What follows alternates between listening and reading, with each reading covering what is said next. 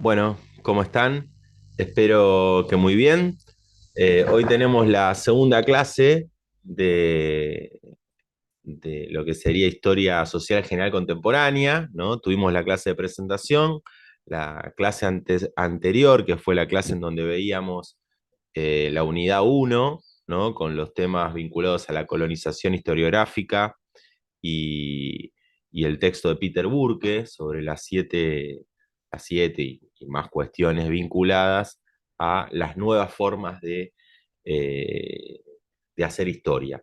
Yo, en primer lugar, me gustaría arrancar justamente por ahí, ¿no? O sea, en el tema, vieron que estuvimos hablando por medio del foro, estuvimos contestando algunas consultas sobre cómo dudas, inquietudes que puedan tener sobre, sobre esta unidad. Entonces yo arrancaría, si les parece, por el tema del cuestionario, ¿no? Vieron, como para ir viendo también qué, por dónde van las preguntas, cómo trabajar esto, ¿no? De, de las lecturas. En primer lugar, bueno, ustedes vieron que una de las preguntas hablaba sobre mencionar dos críticas o observaciones posibles en torno a las llamadas edades universales, ¿no?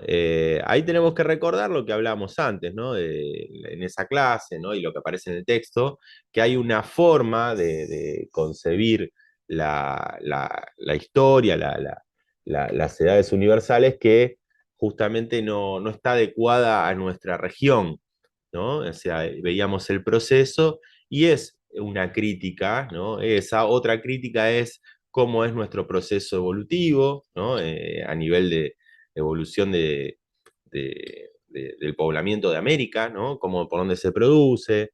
También podemos ver desde el mundo académico, ¿no? Las temáticas abordadas por el mundo académico, ¿no? Que se menciona en ese texto sobre la colonización historiográfica, que no estaban referidas con los problemas de nuestra región, por ejemplo. Después, la otra pregunta que hacíamos, ¿qué ocurrió en el llamado mundo de las ciencias sociales tras los 500 años? Bueno, esta estaba relacionada con lo que comentábamos, que era el mundo de las ciencias sociales, son los autores que mencionamos ahí, vinculados a lo que aparece después de 1992, ¿no? A 500 años de la llegada de los europeos a las Américas, un grupo de intelectuales, de pensadores, antropólogos, sociólogos, historiadores, empiezan, ¿no? A hablar sobre, de otra manera, sobre la conquista. Y fue eso que decimos, la historia de los relatos, ¿no? La historia del giro lingüístico, se quedaron más en el texto que en los acontecimientos o que en discutir los problemas que tiene América hoy, ¿no? Esa sería más o menos por donde va la pregunta. Y después, ¿qué es la Escuela de los Anales? ¿Por qué razón fue importante para la llamada Nueva Historia? Esto, bueno, Peter Burke menciona, ¿no? Historiadores como Marc Bloch, como Fernand Braudel, como Lucien Lefebvre, ¿no? Estos autores que empiezan a trabajar la historia eh, de otra manera, ¿no? O sea, la historia económica, la historia social, la historia de las mentalidades, ¿no? Y empiezan a ver que, bueno, que la historia oficial o tradicional, ¿no? La que decíamos que la historia rankiana, era una historia que dejaba de lado un montón de temas que tienen que ver con el acontecer humano, ¿no? Y después, bueno, los dos puntos, esta creo que es más fácil, de las cantidades, vieron que Peter Burke trabaja eh, en forma, Peter Burke, en el libro Formas de hacer la historia,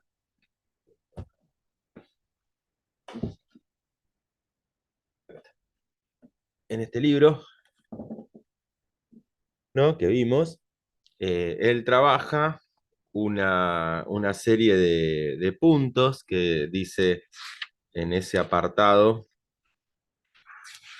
cuando empieza a comentar hasta qué punto es, no, antes de hasta qué punto, acá, ¿no? Cuando empieza a decir cómo voy a definir qué es la nueva historia, ¿no? Cuando dice qué es la nueva historia, ahí en la página 13, y empieza a decir, lo voy a tratar de definir en forma negativa, dice él. O sea, por la diferencia con la historia tradicional o rankiana. Y ahí cuando empieza a hablar de eso, bueno, menciona varios puntos, bueno, ahí pedíamos que ustedes analicen dos. Bueno, espero que haya quedado más claro o que estén orientados sobre de qué hablamos cuando estamos haciendo ese cuestionario, ¿no? Que es un cuestionario de lectura para orientar las lecturas. Sabemos que cada texto tiene su particularidad, cada género narrativo tiene su particularidad. En este caso están estudiando textos referidos a la historia y cómo, por dónde iría la orientación, de por dónde hay que leerlos, tiene mucho que ver estas preguntas que les dejamos para que sigan por ese lado, ¿no? Bueno, obviamente está abierto el foro de consultas para cualquier inquietud. Eh, Esto, como pueden ver, no es evaluativo en el sentido de la instancia del cuestionario no tiene que ver con una lógica de que nosotros vamos a poner una nota, sino tiene que ver más bien con una lógica de seguimiento y de ver si estamos leyendo los textos bien o estamos distinguiendo cosas que no son fundamentales para esta materia, ¿no? Es más bien desde ese lugar que nosotros dejamos el cuestionario. Bueno, hoy dejamos de lado este repaso, esta idea de, ya vinculada con la unidad uno y vamos a pasar a trabajar la unidad 2. La unidad 2 del programa que planteamos para la materia, voy a volver a compartir pantalla, vamos a salir de acá, no podemos salir de acá, este curso. Eh,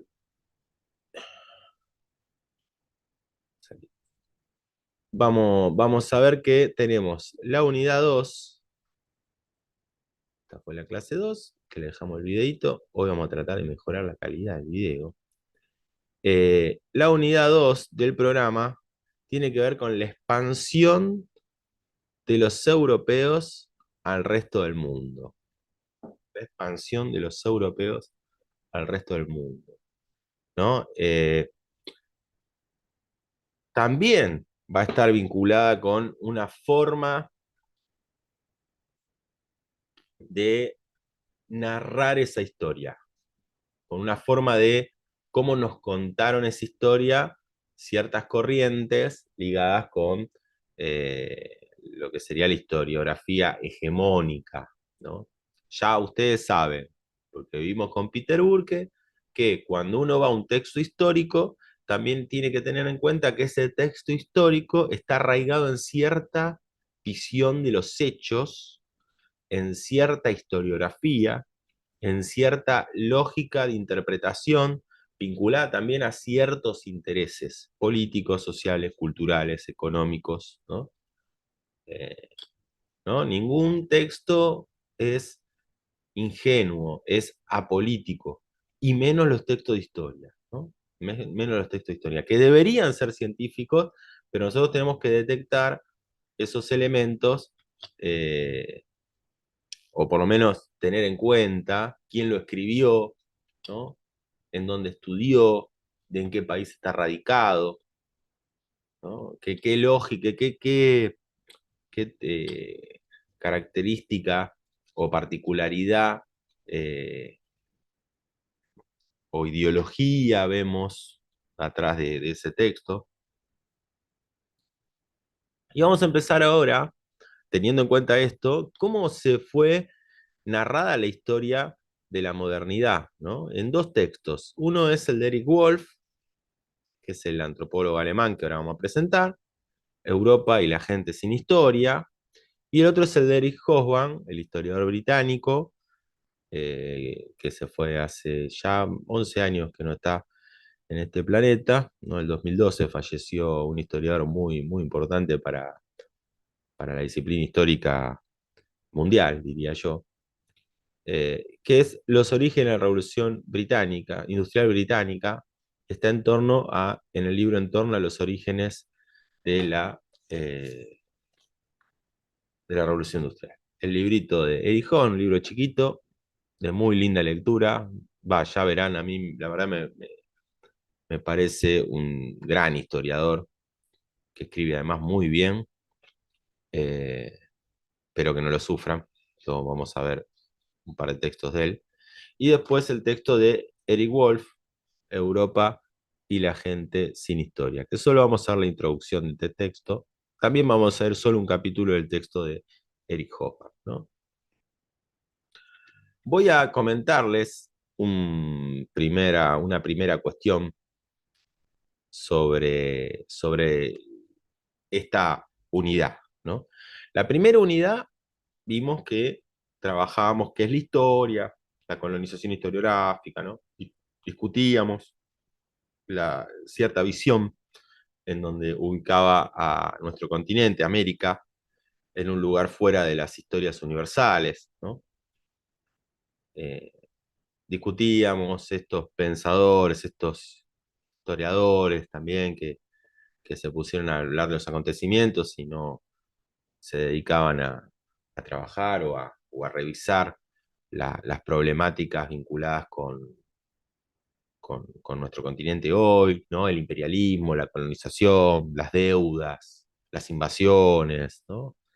Eh, Ahora vamos a ver que también la idea de lo moderno, la idea de la llegada de los europeos a nuestro continente, eh, está vinculada con un montón de patrones, un montón de, de- de preconceptos, ¿no? Que no tienen directamente que ver con las vinculaciones de por qué llegan los europeos, qué hicieron los europeos cuando llegaron, qué escondía esa llegada de los europeos, ¿no?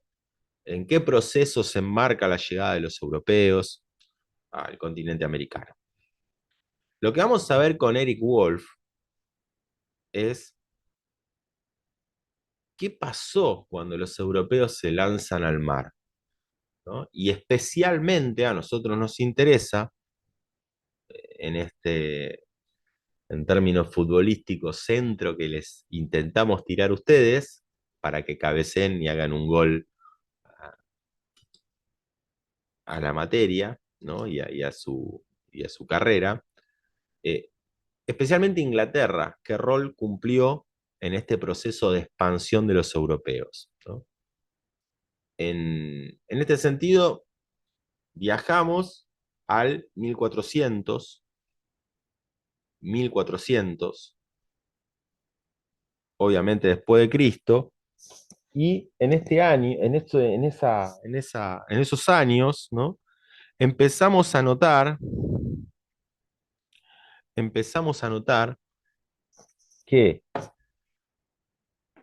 Europa se lanza al mar, ¿no? Va a ser la circunnavegación de África, llega hasta la India, llega hasta China. Un poquito antes Marco Polo había recorrido a pie, ¿no? Por mares, también había llegado a China. Cristóbal Colón llega a América, Vasco da Gama después y Gaboto llegan a la zona de Brasil, ¿no? De América, la zona donde puede hacer colonización portuguesa, ¿no? Un poquito después encontramos el viaje de Magallanes Elcano, pasando por el estrecho y recorriendo todo el mundo, ¿no? Encontramos una expansión de Europa y un imaginario en donde Europa descubre el mundo y el mundo se relaciona, ¿no? Bueno, una primera cuestión a tener en cuenta que va a decir el Greek Wolf, y ahora vamos a ir también a armar un PowerPoint sobre la clase de hoy. Una primera cuestión que va a decir Eric Wolf es que lo que hacen los europeos es conectar circuitos que ya existían, circuitos de relaciones que ya existían. No es que los europeos activan a partir de 1400 las relaciones entre las diferentes regiones, ¿no? Él dice, bueno, hay un circuito que es el circuito de la África subsahariana, ¿no? Que está relacionada con el sistema de relaciones, ¿no? Valga la redundancia, ¿no? El sistema de comercio, quería decir, eh, de los camelleros, ¿no? De los beduinos, de los árabes que circulaba por la zona de Arabia Saudita, que se vinculaba con la India, ¿no? La ruta del Oriente, algunos dicen la ruta de la seda hoy, por ahí lo escucharon alguna vez, que llegaba a China y que lleva especies, lleva seda, lleva tejidos. Eso ya existía, los europeos se conectan con ese circuito que ya existía.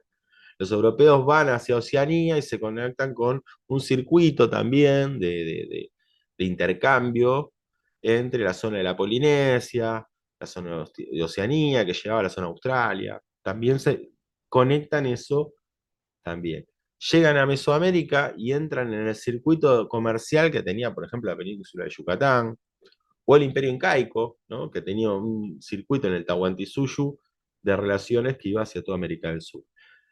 Lo que va a decir Eric Wolf es, esta gente llega y empieza a tomar todos esos circuitos, a intentar de alguna manera controlar todos esos circuitos, para beneficio obviamente las ganancias que le generen los productos que circulaban por ahí, dominar los escenarios, ¿no?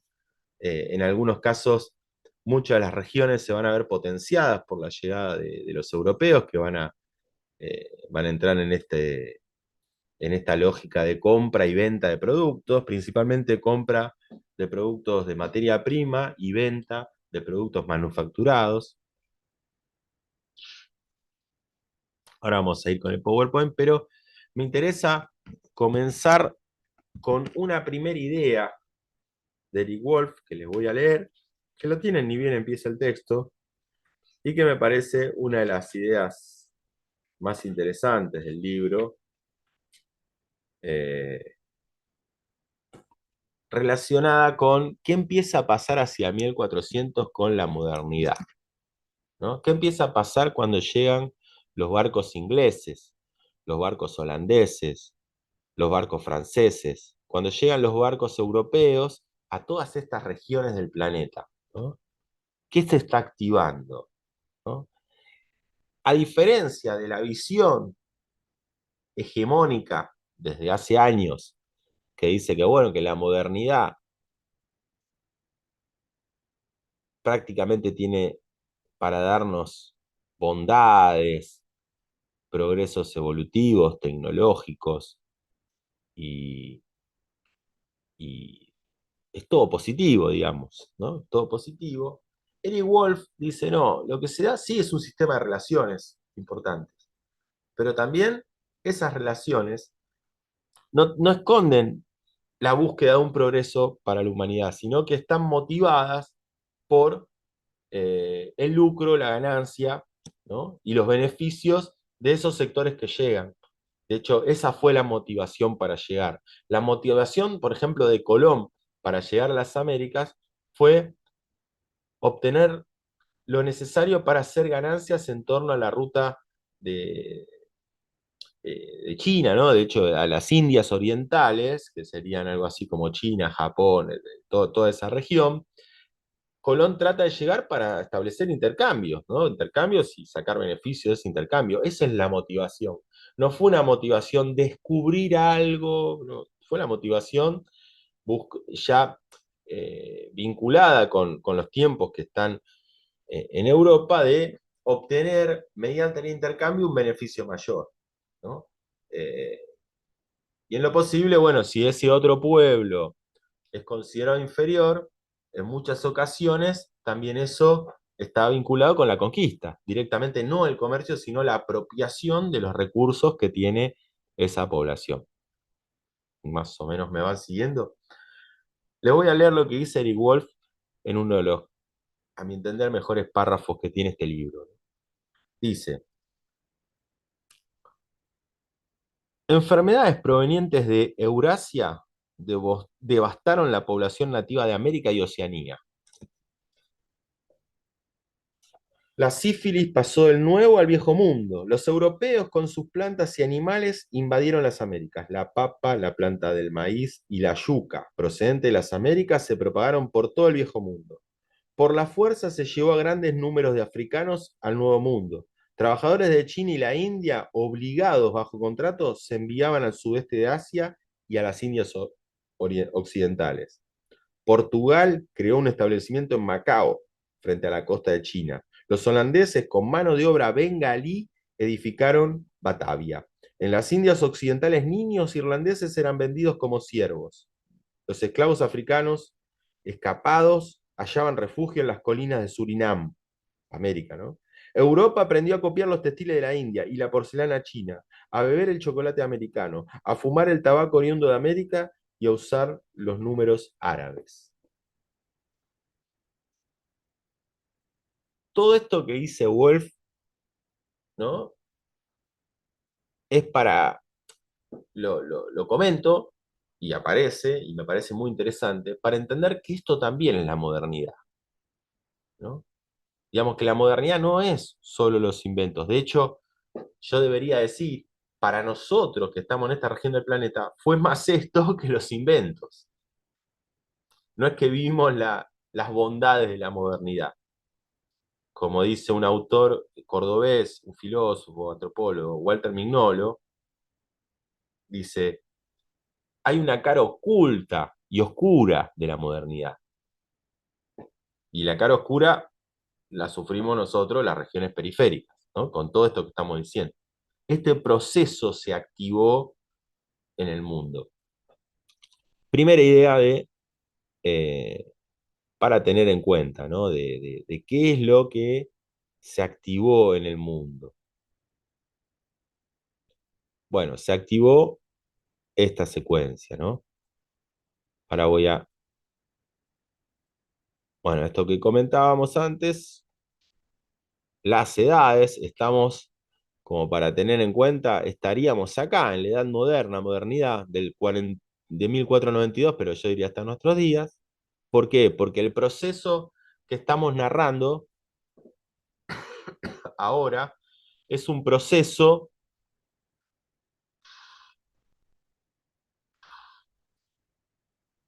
es un proceso que llega hasta nuestros días, que se desata en este momento, que se desata en este momento, pero que llega hasta nuestros días. Bueno, les voy a mostrar esta primera cuestión, ¿no? Bueno, esto sería la unidad que tenemos, ¿no? Descolonización del pensamiento histórico, bueno, sacarnos estas cuestiones que estaba comentando recién, y vamos a hablar después de la Revolución Industrial, con estos dos libros, el que les comentaba de Eric Wolf y el que les comentaba de Eric Hobsbawm. Bueno, presentamos al autor, Eric Wolf, ¿no? Este nació en Viena, ¿no? Aunque su desarrollo académico profesional va a ser principalmente en Estados Unidos, ¿no? Él, en realidad, una de las cuestiones más interesantes, creo yo, que va a trabajar y que nosotros tenemos en cuenta es justamente esta relación de Europa con el mundo, ¿no? Y la primera hipótesis es esta que les comentaba, ahí vemos el sistema de relaciones que les comentaba que estaba, ¿no? Entre las diferentes regiones, ¿no? Que para él la modernidad lo que trae, la hipótesis de él es que, ¿qué es lo que trae la modernidad? Entonces dice, es un proceso, lo que hace, constituye un total de procesos múltiples interconectados, ¿no? O sea, la modernidad va a, con la llegada de los europeos a las diferentes eh, regiones del planeta, lo que va a hacer es conectar todo lo que ya existía, pero ahora dentro de un proceso o dentro de un sistema mundial regido por el naciente capitalismo mercantil o la búsqueda de mayores riquezas por parte de los europeos. Esa es lo que va a generar la modernidad. ¿no? Eh, la, la- la conclusión a la que arriba, a la que arriba él es justamente esta cuestión, ¿no? De que lo que ocurre hacia 1400, con la modernidad, con la llegada de los europeos al mundo, es la expansión del capitalismo en realidad. Es la expansión del capitalismo y la aparición rápidamente de una lógica que va a llegar hasta nuestros días, en donde los europeos van a determinar lo que se llama la división internacional del trabajo. Van a determinar, en general no amablemente, mucho tiene que ver con la fuerza y con la violencia, qué regiones van a ser y qué regiones van a ser vendedoras de oro, perdón, más que vendedoras de oro, perdón, a qué regiones le voy a extraer el oro, le voy a extraer la plata, a qué regiones le voy a extraer el estaño, le voy a extraer el cobre, le voy a extraer el petróleo, ¿no? A qué regiones, dónde están los recursos. En esas regiones muchas veces se va a optar por la conquista y la colonia europea, y a qué regiones, cuando no se pueda la conquista, van a convertirse, por ejemplo, en productoras de materia prima, como nosotros, productoras de ganadería y agricultura.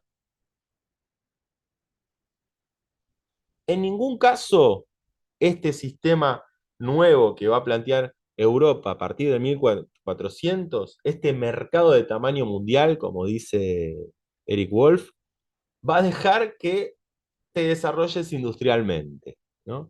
Ninguna de estas regiones periféricas va a desarrollar, los europeos van a dejar que se desarrollen industrialmente. ¿Por qué? Porque ellos tienen la industria y ellos son los vendedores de manufacturas, de productos industriales. Y no van a querer competidores en estos territorios. A tal punto, que aquel competidor que va a surgir, que ustedes seguramente ya tienen en la cabeza que va a ser los Estados Unidos, va a surgir a partir de una revolución de 1776, en donde va a vencer justamente a los europeos.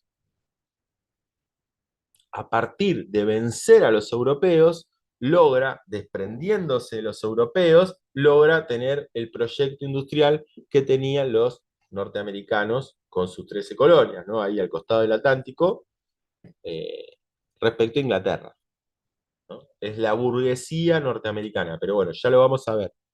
Pero me siguen, esa es la primera cuestión importante a tener en cuenta, y hay una segunda cuestión vinculada a lo que les decía recién, al capitalismo, que es el sistema nuevo, este capitalismo que es mercantil, ¿no? Que no es capitalismo totalmente, ya vamos a ver por qué, pero les doy un adelanto, para que se desarrolle el capitalismo total, tiene que haber salario. Y acá estamos hablando de un capitalismo con esclavos. Es raro, ¿no? O sea, para que se desarrolle la producción de cafetales, la producción de azúcar, para que se extraigan las frutas de, de, de las regiones centroamericanas, se utiliza esclavos. Entonces, un capitalismo con esclavitud. ¿Pero por qué esclavos? Y porque le da mucho más beneficio en ese momento al productor esa mano de obra esclava. Cuando ya no le sirva al productor esa mano de obra esclava, vamos a encontrarnos con la liberación de esclavos, que ahora necesito otro tipo de sujeto, ¿no? Y no ya el esclavo, ¿no? Pero bueno, ya vamos a hablar sobre eso también. Pero bueno, si me siguen, ahí estamos con las primeras cuestiones, ¿no? Después dice, es un sistema de acumulación de capital, sí, sin duda, ¿no? Se busca acumular capital, se está buscando sin duda sin duda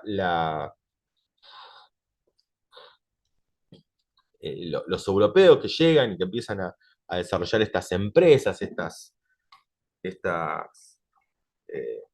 iniciativas comerciales, están buscando acumular la mayor cantidad de capital posible, ¿no? De dinero posible. de moneda posible, de productos con los que puedan obtener más moneda posible, ¿no? Y van a modificar la situación política, social, cultural en todas las regiones a donde a donde ellos lleguen, ¿no? Otro proceso también importante a tener en cuenta es que se van a ir dividiendo las regiones, van a haber regiones estratégicas, van a haber regiones marginales, ¿no? Van a estar siempre sujetas a las variaciones del sistema, las dinámicas del sistema. Por ejemplo, en un momento determinado, la zona de Cusco, la zona, digamos, de Potosí, la zona de los Andes, va a ser central porque se extraía oro y plata del Potosí, oro y plata del Potosí, ¿no? En realidad los españoles tenían esa forma extractiva de recursos. Cuando ya el oro y la plata del Potosí ya no sea la cantidad que se esperaba, ya van a buscar en otra región, por ahí va a ser regiones como el centro de África, en donde encuentran oro, plata, o la zona de la costa del Atlántico, donde más tarde en la zona de Nigeria va a haber petróleo, van a encontrar petróleo, o Medio Oriente, ¿no? O sea, las potencias van a ir virando en zonas en relación a los recursos que pueden llegar a extraer de cada región, ¿no? Van poniendo la mirada ahí. Actualmente seguramente han escuchado, el litio pasa a ser importante porque se utiliza para las baterías de celulares, entonces la zona del litio empieza a tener foco de interés para las potencias europeas, ¿no? Y hay zonas marginales, las zonas que están al costado, bueno, ¿esto por qué es importante? Y porque de acá se extrae la gente para explotar el litio. Entonces las regiones que están cerca también son importantes, aunque son más marginales respecto a la zona central, ¿no? De donde se extrae el recurso. Después tenemos otro elemento más que acá les marco, que señala, ahí me fui. De este día se reprende otra situación que dice, cuando no entendemos estas cuestiones, entendemos mal la idea de cultura, de sociedad, de nación, ¿no? Porque no nos damos cuenta que este es el elemento central que trae la modernidad, o este es el objeto central de la modernidad, que es la expansión de Europa en búsqueda de estos objetivos, ¿no? Entonces, bueno, van a encontrar que Eric Wolf ahí se va a detener a ver, hacer una crítica eh, a los diferentes, a las diferentes formas que tuvieron las ciencias sociales de interpretar este fenómeno. Dice, bueno, la sociología, por ejemplo, interpretó el mundo urbano. Dice, y el mundo urbano es un mundo, pero que no se puede entender sin comprender por qué existe esa ciudad, ¿no? ¿Qué se extrae del campo? ¿No? Como él ve que cada ciencia, la antropología va a buscar pueblos de los más relegados y perdidos en el planeta que hay, porque quiere analizar ese pueblo sin tener en cuenta la relación con otros pueblos. Dice. Entonces dice, eso no es para él una forma de interpretar bien la realidad de lo que acontece realmente en el humano, porque él ve el mundo como un sistema de relaciones, en donde se produce la conexión de múltiples procesos. Por ejemplo, dice, ¿no? Dice, miremos las organizaciones africanas. Si uno va a una tribu y analiza una tribu en Niger o en Sudán, dice, bueno, analizo la tribu solo en Sudán, pero pierdo de vista, dice, pierdo de vista, que dice, mientras de ahí se sacan esclavos, dice. Y ese tráfico de esclavos llega a África y a las Américas, ¿no? Y al mismo tiempo tiene que ver con la superestructura norteamericana, porque los barcos son norteamericanos, dice. Entonces dice, no ven todo este proceso y se quedan solo en la tribu y no entienden todo el otro proceso. O los negros que están caminando por los africanos que están caminando, o hijos africanos que están caminando en Francia, bueno, dice, bueno, es la población negra de tal ciudad, sí, pero entendamos que esos negros están ahí porque son hijos de una esclavitud, de una colonización africana. Ahora son ilegales, pero en un momento eran esclavos de... ¿Se entiende? O sea, lo que quiere decir él es, todo tiene que verse relacionado con todos los múltiples procesos que pasan continuamente en el mundo. Para él el mundo es un mundo de conexiones y de contactos constantes.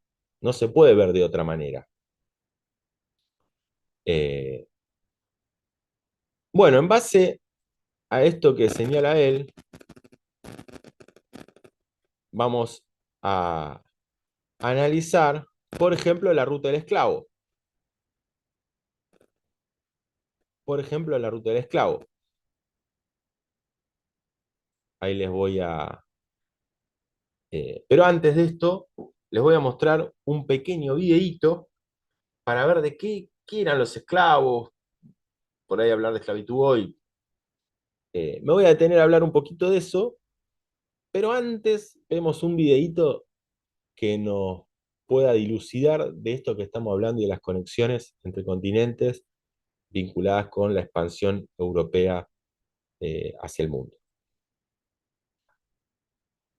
En general, los individuos se convertían en esclavos por medio de la violencia, la guerra o el secuestro. Eran ataques específicamente concebidos para esclavizar a la gente. Cuando en 1517 los europeos comenzaron a traficar con esclavos, los africanos ya tenían un producto listo para su distribución. Algunos reyes africanos desconfiaban de los europeos y rechazaron tomar parte en el comercio de esclavos.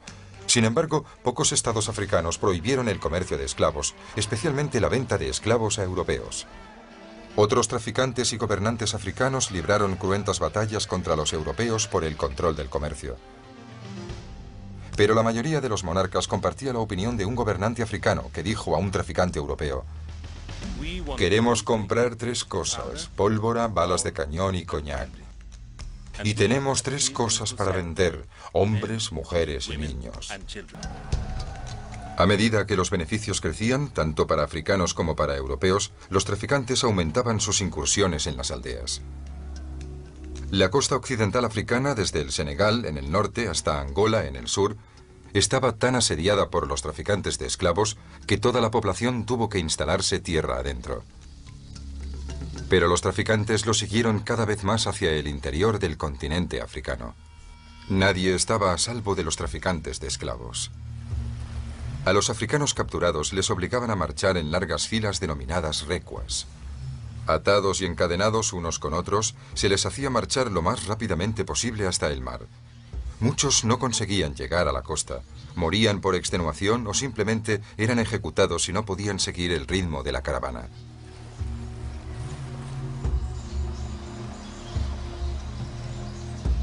Los que sobrevivían eran vendidos a los intermediarios africanos o europeos, conocidos con el nombre de agentes. Mientras esperaban al barco, los agentes acumulaban cientos de esclavos en sus recintos denominados fábricas, aunque no fabricaban nada. Un monarca africano controlaba recintos o fábricas de 4 nacionalidades distintas: Francia, Inglaterra, Países Bajos y Portugal. Al principio, el comercio de esclavos transatlántico era monopolio exclusivo de los traficantes portugueses que controlaban la costa occidental de África. Pero durante el siglo XVII el monopolio portugués comenzó a derrumbarse. Las continuas guerras que asolaron Europa durante la mayor parte del siglo no solo se libraron para conseguir poder y nuevos territorios. Los enfrentamientos determinaron quién dominaría el Nuevo Mundo y controlaría el comercio africano. El resultado de esos conflictos fue el dominio absoluto de los británicos en una época en que ellos eran los reyes de los mares. Gran Bretaña convirtió el comercio de esclavos en una verdadera industria. Se estima que solamente sus barcos transportaron unos 3 millones de africanos a América. Pero también hubo lugar para Francia, los Países Bajos y prácticamente cualquier otro país europeo que quisiera tomar parte en la trata de esclavos.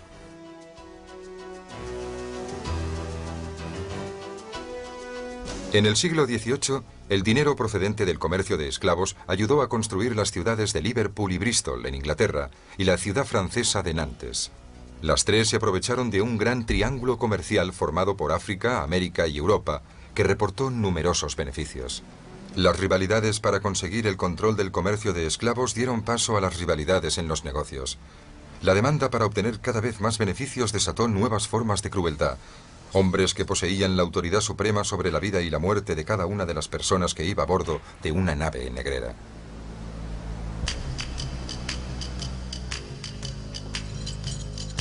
La responsabilidad de transportar cientos de africanos hacia una vida de esclavitud en América descansaba únicamente sobre las espaldas de los capitanes de los barcos.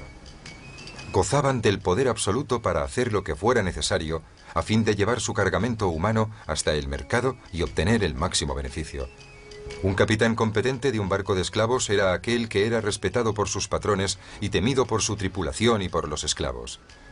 Las órdenes del capitán eran ley y sus métodos de castigo eran casi siempre brutales. En aquella época la esclavitud era un hecho aceptado. Muy pocos cautivos osaron amotinarse después de que el barco hubiera abandonado África, en el infame viaje de violencia y muerte conocido como el Paso Intermedio. En esas naves los capitanes y la tripulación nunca bajaban la guardia. Eran como auténticas fortalezas armadas. El sufrimiento y la desesperación de los cautivos provocaban que los problemas de seguridad persistieran a lo largo de todo el Paso Intermedio, la etapa principal de la gran ruta triangular del mercado de esclavos. Era la ruta que seguían las naves negreras a través del Atlántico hasta América. La mayor parte de estos barcos transportaban africanos desde la costa occidental de África hasta Brasil y las Indias Occidentales. Aproximadamente solo un 5% de este cargamento humano llegaba a Estados Unidos. Una nave negrera convencional podía cubrir la distancia del Paso Intermedio en un tiempo que oscilaba entre 5 y 12 semanas. Para los traficantes la fórmula era muy simple. Reunir tantos africanos como fuera posible en la bodega del barco y después llevarlos vivos al mercado significaba asegurarse cuantiosos beneficios. Pero esto implicaba un dilema para los traficantes. ¿Cómo podían llevar hasta las costas del Nuevo Mundo el máximo número de africanos vivos? La mortalidad era alta. Se estima que entre el 15 y el 20% de los cautivos perecían durante el viaje. Cada esclavo disponía de un espacio de 70 centímetros y muchas veces se veían obligados a yacer sobre sus propias deposiciones por el modo en que estaban encadenados.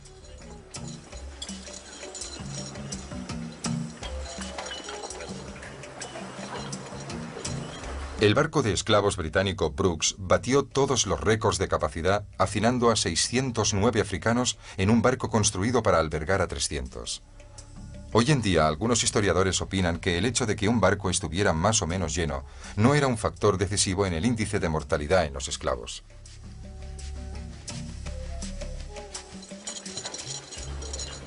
Las penalidades que tuvieron que soportar los negros durante el viaje son apenas concebibles. Dr. Alexander Falconbridge, cirujano del barco. Falconbridge practicó la medicina a bordo de barcos de esclavos británicos. En 1788 escribió que empezaba a encontrarse físicamente enfermo tras permanecer solo 15 minutos en la bodega de una nave negrera. Cuando tuve que entrar en la cubierta de los esclavos, me vi obligado a caminar a 4 patas por encima de los cuerpos. Con frecuencia, los negros están tan apretujados unos con otros que tienen menos espacio que un hombre en su ataúd. Estaba tan abrumado por el calor, el hedor y el aire fétido que casi pierdo el conocimiento.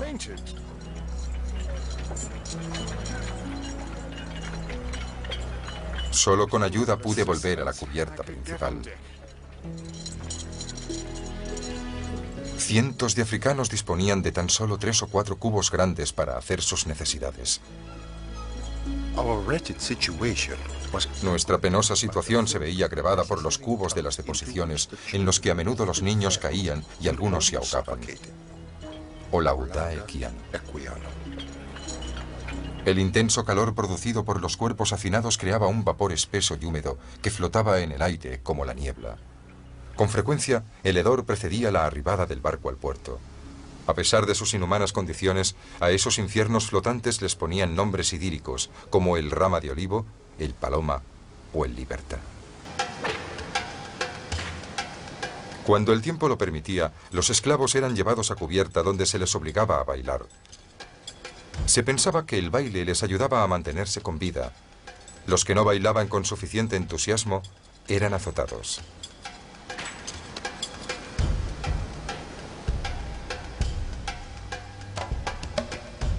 Para escapar a las brutales condiciones a que eran sometidos durante el viaje, algunos africanos escogían morir de hambre. Pero los traficantes, simplemente con usar un instrumento llamado el speculum oris, conseguían hacerles cambiar de opinión. Otros, incluidas muchas mujeres, simplemente pedían la muerte en sus oraciones. En el comercio de esclavos, esos barcos constituían lugares de lujuria y desenfreno.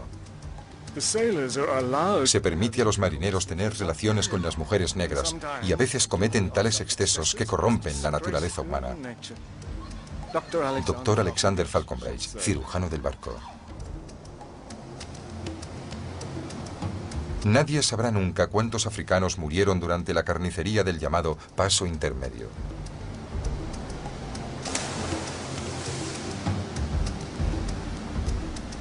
Hoy, algunos historiadores sugieren que a pesar del alto índice de mortalidad a bordo de los barcos, es probable que se asesinaran a muchos más cautivos antes incluso de abandonar el continente africano.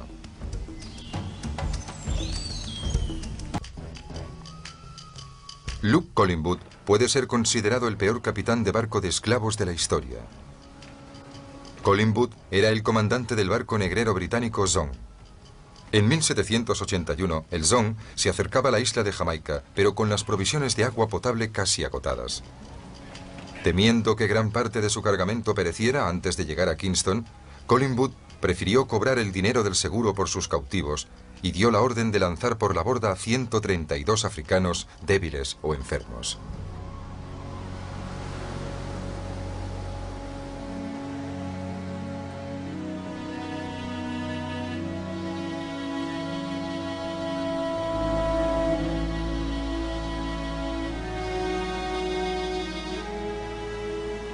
La noticia sobre la atrocidad del Zong llegó a Inglaterra gracias a los esfuerzos de Olaudah Equiano. Equiano vivía en Inglaterra y oyó hablar de la masacre a través de viejos contactos suyos en el mundo del comercio de esclavos. Expuso el incidente a los abolicionistas británicos con la esperanza de que se hiciera justicia, y su iniciativa contribuyó al nacimiento del movimiento contra la esclavitud en Gran Bretaña. Los propietarios del Zong fueron juzgados por fraude. Protesto, no hay pruebas de que se lanzara a esos negros por la borda después de las lluvias. Esa prueba está aquí, en la transcripción del proceso judicial. Por primera vez, el pueblo británico conoció los verdaderos horrores de los barcos de esclavos. Estaban anonadados y se sentían ultrajados. Uno de los hombres que expresó una de las condenas más duras contra la atrocidad del Zong fue el clérigo británico John Newton. Newton tenía conocimiento de primera mano sobre la brutalidad en las naves negreras, porque él mismo había sido una vez capitán de una de esas naves. Newton se convirtió en un destacado ministro de la Iglesia y en sus sermones criticó duramente el comercio en el que había tomado parte. La costumbre, el ejemplo y el interés han cegado mis ojos. Debería haberme sentido embargado por la pena y el terror, si hubiera sabido o incluso sospechado que estaba actuando con maldad. En 1779, Newton compuso el himno Gracia Divina. Tal vez lo escribió como plegaria para recibir el perdón de la gente que sufrió y murió a bordo de su barco de esclavos.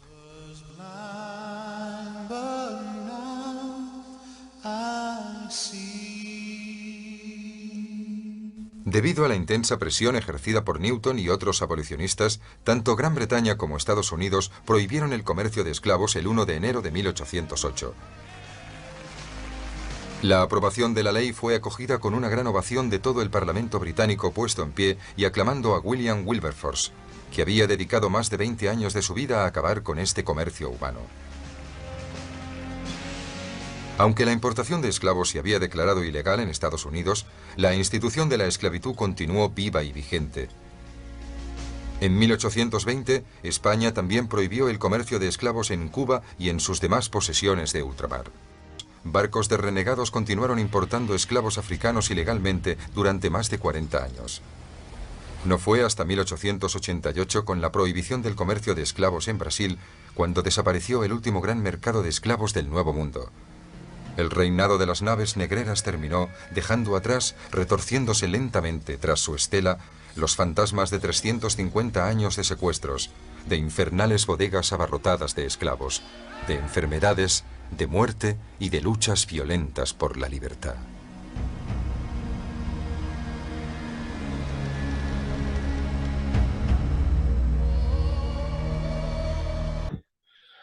Bueno, ahí vimos recién este video terrible, ¿no? Sobre lo que fue la esclavitud y este proceso que también tiene que ver con la modernidad.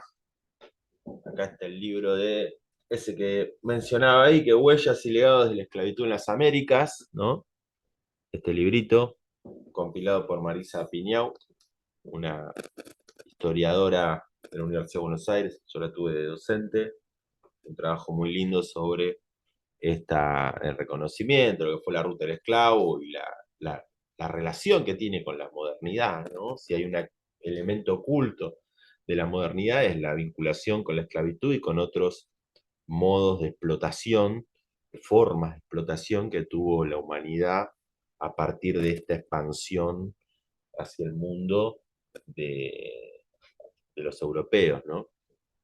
Bueno, ahora, después de este recorrido, ¿no? que hicimos sobre la esclavitud, la ruta del esclavo, que acá la pueden ver, ahí sí, más o menos, en donde vienen todas las interconexiones también generadas por este proceso de la modernidad, ¿no? O sea, como de África iban hacia Asia, iban hacia Centroamérica, hacia América del Sur, ¿no? Cómo estos esclavos eran utilizados en las minas del Potosí, como habíamos hablado eh, con anterioridad, cómo eran utilizados en los cafetales, en las explotaciones bananeras y de azúcar en las Américas, ¿no? Bueno, de todo esto un poco tiene que ver con la modernidad, un poco mucho. Y otro elemento que me interesa o que nos interesaba con Camila trabajar en esta clase es empezar a meternos en lo que va a ser tema de las próximas clases, que es cómo se empieza a dar eh, lo, lo que va a ser la revolución industrial, lo que va a ser el origen del capitalismo, el origen de un nuevo modo de producción. Ahora vamos a ver qué quiere decir modo de producción. Eh, y la importancia que tiene esto para, por ejemplo, Eric Wolf y también para Hobsbawm, ¿no? ¿Por qué? Porque los dos autores, ¿no? Van a ser de una corriente historiográfica que muchos van a vincular con el marxismo, ¿no? Son marxistas, siguen los postulados de lo que decía el sociólogo y economista, algunos le dicen historiador, antropólogo, sociólogo, Karl Marx, ¿no? Que también va a estar, trabajó con Friedrich Engels, ¿no? Consideran que hay otros elementos para intentar concebir o entender los procesos de la humanidad. Uno de los elementos, han realizado diferentes conceptos, teorías, ideas, es la idea de modo de producción. Y vieron que Eric Wolf, antes yo les comentaba que no estaba conforme con la forma que tenía la sociología para analizar a los humanos, la forma que tenía la antropología, ¿no? La forma que tenía la psicología. Eso, bueno, entonces, ¿cómo vamos a analizar los procesos humanos? Bueno, uno de los elementos que va a defender Eric Wolf y que extrae de Karl Marx y de Engels, ahí les voy a compartir, es justamente el concepto de modo de producción. Ellos consideran que el concepto de modo de producción, que, que, que aparece con Marx y con Engels, ¿no? Que consideran que el proyecto de modo de producción es el concepto más interesante, ¿no? Digamos, es para ellos la forma más, ay, perdón, que estaba dando vueltas para compartir, la forma eh, más acertada de comprender los procesos en la humanidad. ¿Por qué? Porque ellos dicen que los humanos tienen que ser comprendidos como una especie animal, ¿no? ¿Y qué hace la especie animal humana? Y la especie animal, los humanos tienen que comer, para garantizar la existencia se reproducen, ¿no? Los analiza como una especie animal más. Y en ese análisis de una especie animal más, intenta entender Marx y Engels la, qué necesitan los humanos, ¿no? Y ahí se dan cuenta que necesitan trabajar, que los humanos en las diferentes etapas históricas necesitaron trabajar, ¿no? Necesitaron trabajar, consideran un trabajo la época del Homo sapiens, el primer Homo sapiens, que tenía que cazar un animal, ¿no? Cazar un animal para alimentarse. Bueno, ¿quién se dedicaba a la caza? ¿Quién se quedaba al cuidado de los niños? ¿Qué hacían? ¿Cómo lo hacían? ¿Cómo se vestían? Eh, ¿Realizaban algo más? ¿Le rezaban? ¿Habían cultos? ¿Qué hacían cuando se empiezan a analizar los humanos como si fuera un extraterrestre que los analiza apartándose de esa especie, ¿no? Y entonces dice, bueno, todos los humanos a lo largo de la historia tuvieron un modo de producción, una forma de generar lo necesario para vivir, ¿no? Esa es una de las primeras cuestiones que van a tener en cuenta Karl Marx y Engels. Y dicen, bueno, entonces empiezan a elaborar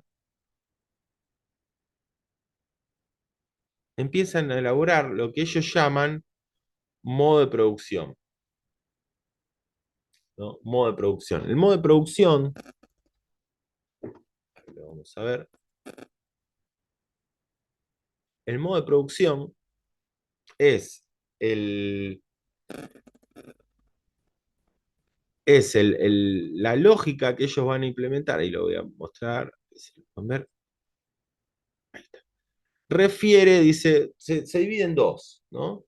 Eh, es la relación entre lo que ellos consideran las fuerzas productivas y las relaciones de producción, ¿no? ¿Qué son las fuerzas productivas?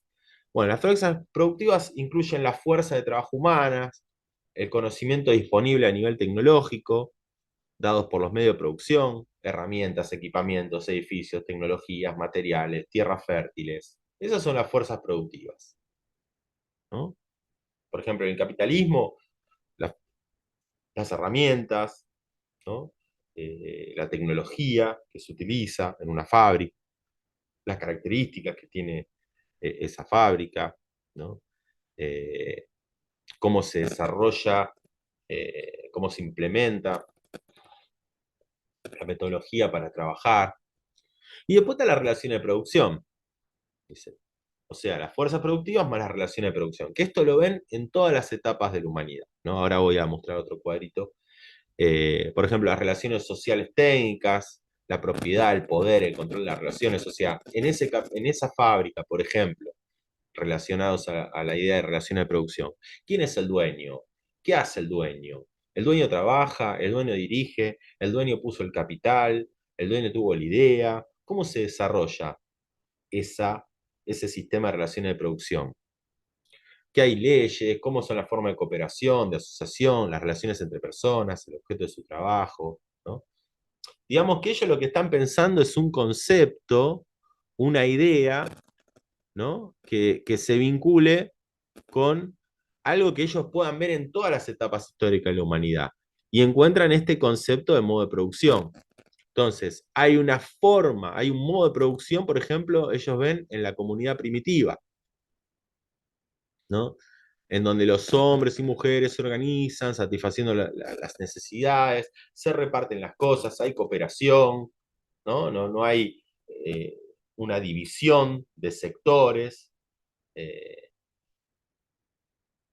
hay una, de alguna forma, una simbiosis, todos están conectados con, que el elemento central es convivir y sobrevivir, ¿no? Eh, Se practica las relaciones más cercanas a, a la cooperación, ¿no? A la ayuda. En cambio, en el modo de producción asiático, ellos dicen, bueno, ya ahí hay un rey, hay jerarquías, hay gente que trabaja para ese rey, hay también un entramado vinculado con lo religioso que hace que haya superiores e inferiores, ¿no? El rey en muchos casos es también un dios o alguien vinculado con una deidad. ¿Cómo es en el esclavismo? Bueno, ahí hay humanos que son directamente considerados como una propiedad de alguien, son herramientas para producir, ¿no? En el feudalismo también hay otra relación que vamos a ver en las clases que vienen, qué tipo de relación es. Y en el capitalismo, como en el socialismo, ya hay otro tipo de sistema de relaciones, ¿no? En el capitalismo hay asalariados, hay gente que tiene que vender su fuerza de trabajo, no su cuerpo, su fuerza de trabajo a cambio de un salario, ¿no? Eh, ¿No? Repasemos el capitalismo. Yo soy docente de la Universidad Nacional de Lanús, soy docente que me paga el Estado Nacional, ¿no? ¿Qué tengo que hacer a cambio? Bueno, dar clases. Esto estoy haciendo, estoy realizando mi actividad y a cambio de eso me dan un salario. A cambio de eso me dan un salario. Yo vendo mi fuerza de trabajo que tiene marcado por el mercado, está determinada en tantos precios, ¿no? Eso sale mi trabajo por ser, no sé, historiador, profesor, doctor de historia, especialista. Este es el precio, ¿no? Por mi antigüedad también, bueno, un montón de elementos que funcionan en el valor de lo que es dar una clase o cumplir como investigador para la universidad, ¿no? Al mismo tiempo estoy regido, yo soy concursado, yo tuve que participar en un concurso con otra gente y bueno, mal o bien para ustedes gané ese concurso, estoy acá, bueno, ¿se entiende? Es como todo un sistema de relaciones que determina lo que yo termino ganando, ¿no? Y lo que yo presto, eso es capitalismo. Uno trabaja a cambio de cierto dinero, algo acordado, yo estoy de acuerdo, el empleador está de acuerdo y se establece. No hay una situación de obligación, como si hay en otros modos de producción. ¿Por qué es importante esto? Porque Eric Wolf termina diciendo que esto es lo que nos puede, este concepto, modo de producción, nos puede hacer entender qué empieza a ocurrir o cómo son los diferentes momentos en nuestra historia, ¿no? Y ahí nos hacen entender, bueno, qué tipo de capitalismo tenemos en las Américas, ¿no? Por eso cuando les comentaba, ¿qué tipo de capitalismo es particular? Porque es un capitalismo que tiene esclavitud. ¿Cómo un capitalismo con esclavitud? Si tendría que haber un salario. Bueno, pero como están buscando la ganancia, para ciertos personajes de ese momento, era la ganancia era tener esclavos, ¿no? Entonces, es un capitalismo medio extraño el que hay en nuestra América durante la modernidad. Pero bueno, lo que nos tiene que quedar es que esto nos tiene que servir para cuando vayamos avanzando en la materia, que va a ser principalmente cuando hablemos de la revolución industrial, el modo de producción capitalista, que se empieza a desarrollar, que se empieza a desarrollar en este momento, ¿no? En el momento que estamos, por así decirlo, trabajando ahora, ¿no? Bueno, el otro libro, entonces, para decirlo rápidamente, estaríamos hablando ese sería el cierre del texto de Eric Wolf. Él se queda, él se queda con la idea, él se queda con la idea de que el mejor no es la antropología, no es la sociología, no es la psicología, no son no, lo que a él le cierra para comprender los procesos que se empiezan a dar es la idea de modo de producción, ¿no? Entonces, después de ver este texto de Eric Wolf, vamos a ver el de Hobsbawm, en donde cómo se empieza a desarrollar el modo de producción capitalista. ¿Cómo empezamos a pensar el modo de producción? ¿Dónde nace? ¿Cómo surge? Bueno, este texto es como una introducción a lo que vamos a ver en las clases que vienen, que es el fin del feudalismo en Inglaterra y el inicio del capitalismo en Inglaterra. En Inglaterra se produce el fin del feudalismo y se produce el inicio del capitalismo. En Inglaterra se produce la revolución industrial. Entonces es importante, además, para su carrera, además, comprender qué pasó ahí. ¿Cómo nace el sistema, el modo de producción que tenemos hoy? ¿Cómo nace el capitalismo? ¿De qué manera nace? Bueno, vamos a trabajar en las próximas clases eso. Pero esta es como una especie de, para utilizar el idioma inglés, un spoiler, ¿no? De lo que viene, es el texto de Hoffman. Hoffman se pregunta, ¿cómo surgió? ¿No? Y él empieza a revisar todos los aspectos, inquietudes, problemas, estudios sobre cómo surge en Inglaterra, qué pasó, cómo fue. Una primera cuestión que vamos a ver es que él empieza a discutir con aquellos que dicen que no fue una revolución industrial. Que dicen, no, fue una revolución gradual, fue algo, un cambio gradual, fue algo menor. Hobsbawm, Eric Hobsbawm, empieza a señalar esto. Dice, no, no fue, de ninguna manera fue menor. De ninguna manera fue menor. Y él dice que le tienen miedo a, a la palabra revolución. Dice, hay gente que no comprende que la cantidad de transformaciones, que lo que él llama el despegue que generó la, la revolución industrial, sin duda se vincula con una revolución. Cambió las relaciones sociales en toda Inglaterra, pero también en el resto del mundo. También en el resto del mundo. ¿No?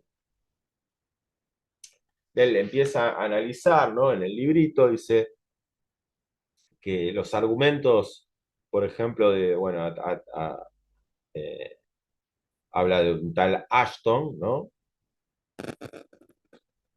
Que tiene un libro que se llama La economía histórica en Inglaterra, ¿no? Dice, este tipo ni siquiera menciona la palabra la revolución, ¿no? Es un tipo que es un liberal, ¿no? Alguien que no le molesta la palabra revolución porque es una palabra que elimina la idea de continuidad, ¿no? Y a ellos les interesa la continuidad, conservar los esquemas, ¿no? Se pone a criticar esa visión. Y antes de continuar, les voy a comentar lo central. Vamos primero al punto nodal del texto de Hobbes. Hobbes considera todo lo que habíamos comentado antes, ¿se acuerdan de Eric Wolf hace unos minutos? Bueno, parte de ahí. Él dice, la revolución industrial está motivada por esa expansión de Europa hacia el resto del mundo y en consecuencia está vinculada directamente con la acumulación de capital por parte de los europeos, los nuevos mercados, las nuevas fuentes de materia prima, que van a generar una explosión primero en el mundo agrario, porque la cantidad de productos que llegan de América van a solventar el problema europeo de partir de las necesidades básicas satisfechas. O sea, ahora hay productos agrarios que vienen de otras regiones que hacen que Europa no se tenga que preocupar de solventar ese problema, que sería para los europeos tener el alimento necesario para vivir. Ya tienen el alimento necesario para vivir. Ya esos productos llegan. Primera cuestión. Hay al mismo tiempo una revolución, ¿no? Que se modifica a nivel tecnológico, a nivel agrario, agrícola, ganadero, en Europa, eso está bien, pero fundamentalmente, gracias a la expansión comercial, él dice, van a ver que es un texto, no se pongan mal si ven que él va y viene, porque dice una cosa y, pero esto no es, porque él está como haciendo una especie de, de rastreo por todo lo que se dijo, por todo lo que se escribió, él va a un lado y vuelve, a un lado y vuelve, pero él mantiene siempre esta tesitura central, que es la que les muestro en este cuadrito, que es la expansión comercial fue fundamental para todos los recursos que saca Europa, para los alimentos que van a llegar a Europa, para solventar el problema de la necesidad de esos alimentos en Europa, va a motivar en Europa que frente a la competencia de esos productos agrícolas tengan que tener, frente a la competencia de los productos agrícolas, tenga que tener Europa un desarrollo diferente a nivel agrícola, mejorando y reduciendo los costos de producción agrícola, Pero también, fundamentalmente, va a decir Hobsbawm,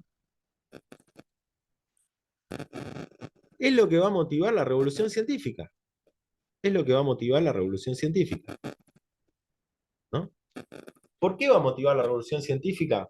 Porque va a generar una demanda excesiva de cualquier cosa que antes se producía únicamente para el mercado inglés o, si queremos, para el mercado europeo,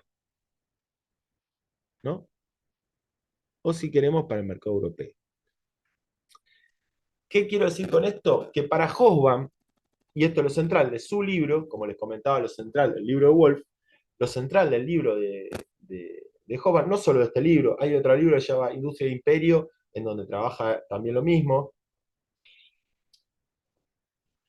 es la hipótesis central de su, de su obra. Ahí les voy a mostrar otro PowerPoint.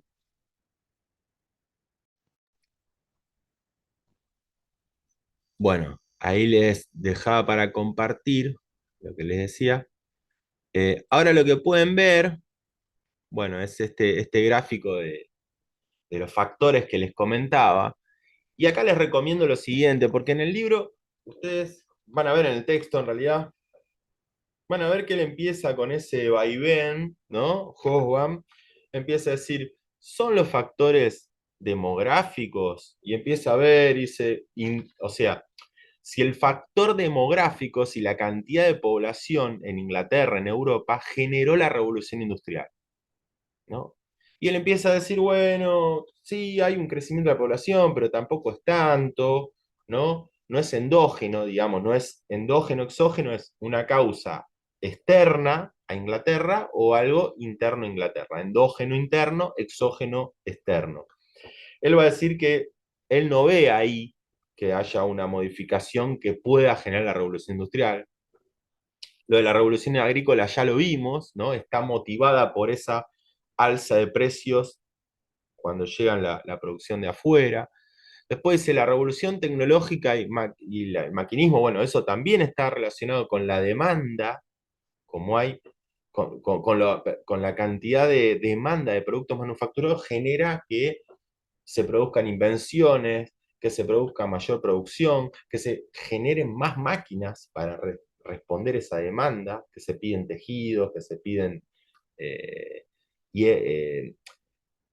desde cuchillos hasta, no sé, tener lo que sea de elementos vinculados con lo industrial que produce Inglaterra, ¿no? Eh, y él empieza a ver que no va a ser un factor endógeno, no va a ser un factor propio de Inglaterra lo que genera la revolución industrial, sino que lo que genera el despegue industrial tiene que ver con las características de esa expansión y colonización de regiones en el mundo que tiene Inglaterra. Acá tenemos un mapa de Inglaterra, ¿no? De lo que sería Inglaterra, las zonas que van a tener mayor producción, ¿no? Principalmente textil, ¿no? La industria que genera la primera explosión en la revolución industrial es la industria textil, ¿no? Ahí podemos ver, por ejemplo, en Leeds, Manchester, Liverpool, Sheffield, o sea, diferentes regiones que van a tener mayor explosión en cantidad de industrialización textil, ¿no? Que va a ser fundamental, no por casualidad, la industria textil es una industria que atraviesa todos los sectores sociales, ¿no? Les cuento una anécdota anécdota, una historia que cuenta Patterson. Patterson es un viajero inglés que está en el Río de la Plata hacia, hacia 1850, ¿no? Aparece, Patterson está viajando y cuando está a la altura de Salta, decide llevarle algo a la hermana inglesa, allá en Inglaterra, como recuerdo de este viaje por las Pampas, ¿no? Ellos le decían las Pampas a toda la región. Y entonces decide comprar un poncho. Llega a Salta, compra un poncho, 1860 y pico, compra el poncho y empieza a sentir la sedosidad de la tela y se empieza a dar cuenta que es una tela que no tiene que ver con lo que él veía de los ponchos gauchos, de los tipos que estaban ahí al lado. Es una sedosidad típica de una tela vinculada con el oriente, con las sedas orientales, hasta que llega la etiqueta, 1860. ¿Qué dice Patterson? Lee la etiqueta y dice Made in England, hecho en Inglaterra. Se había, ese poncho que compró en aquella Salta de 1860 se había producido en Inglaterra. O sea, ya Inglaterra producía la vestimenta típica de nuestros gauchos, de nuestras paisanas, ¿no? Entonces, imagínense lo que es la demanda, imagínense lo que es la producción de Inglaterra a nivel mundial. En parte de eso les muestro acá, todas las zonas en rojito son parte del Imperio Británico, que como pueden ver, esto creo que lo comenté en la clase anterior, ¿no? Cuando uno pregunta, dice, bueno, a ver, ¿cuál es el país con mayor extensión del planeta?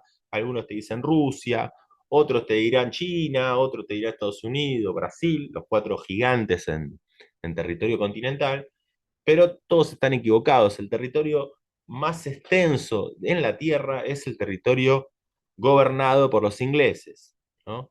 Uno de cada 5 habitantes del mundo es súbdito o fue súbdito inglés, ¿no?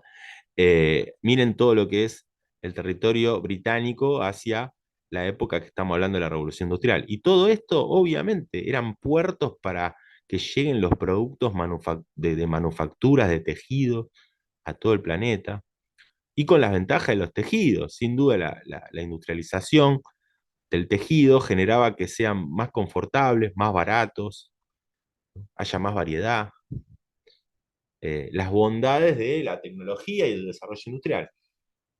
Así que Hobsbawm lo que va a señalar como punto del despegue es sin duda la expansión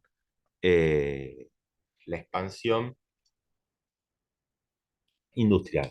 Entonces, en este primer texto, esta primera aproximación que tenemos a la idea de revolución industrial y a lo que es el origen del capitalismo en Inglaterra, me interesaba mostrarles, me interesaba mostrarles el, esta, esta característica, ¿no? Esta característica vinculada a el factor exógeno de la revolución industrial. Acá pueden ver, ¿no? También el imperialismo, como esta imagen típica de la época, varios imperios disputándose el reparto del mundo como si fuera una torta. Ahí están los chinos, ahí están los turcos, ahí está el británico, el alemán, ¿no? La reina de Inglaterra, ¿no? La ven ahí enojada con alguien que hace las veces de Otto von Bismarck, el alemán, ¿no? Todos viendo qué pedazos del planeta se pueden apoderar, ¿no?